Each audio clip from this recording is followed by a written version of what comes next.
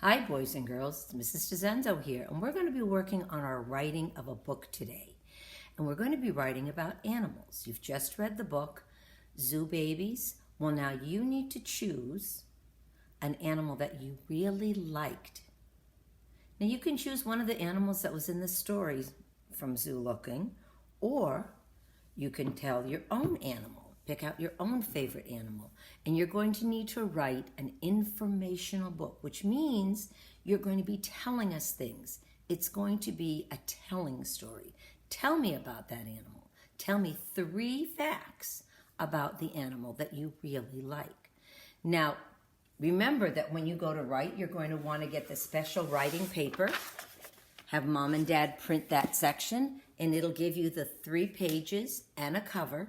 And the last page will have to be your page. Remember, we started doing about who the author was and telling something about yourself on the last page.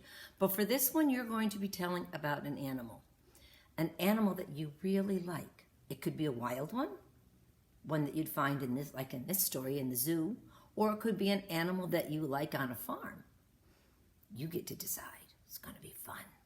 Now, again, when you go to start, remember there are 3 important facts you have to do. Number 1, always begin your sentence with an uppercase letter. First word, the first letter is an uppercase letter. And the rest of the letters, unless it's a name or a place, is not capitalized. And then at the end of the sentence, when your thought is done, because a sentence is a thought, you put a period or an exclamation mark at the end indicating that that thought is done.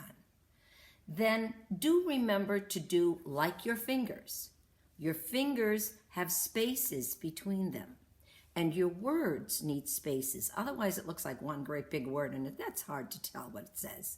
So remember that you write your word, then you put a space. You write the next word, a space. The next word, a space. And remember to put the spaces and always end with your period or exclamation mark. Or if you're asking a question, but this story is not going to have questions today.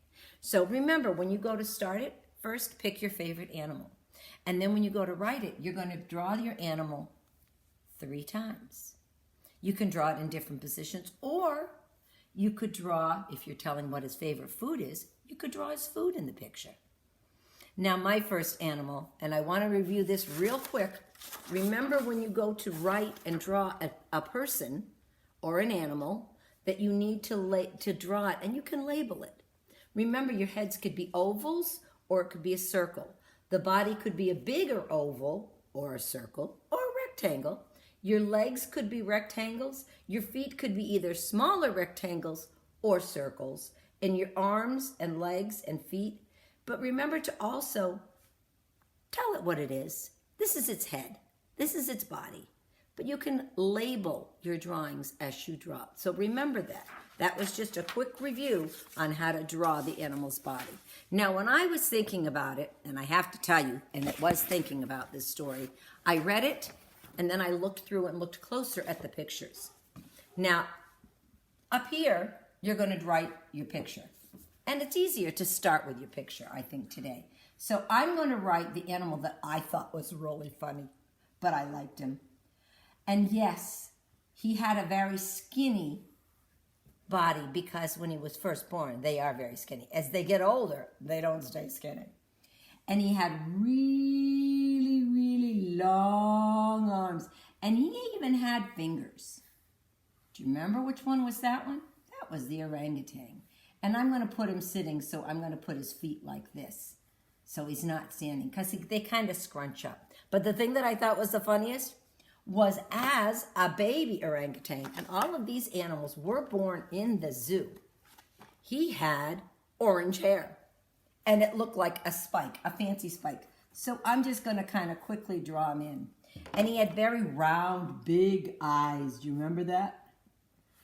Oh, he did. He had big eyes. And his little nose.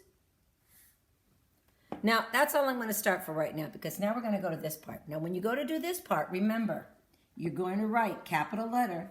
This is an, it's not a, because his word orangutan begins with Orangutan. And remember, period. Remember to do this in all your stories and have fun. Enjoy writing. I love reading about animals. And send the picture to your parents. Bye, guys. Have a good day.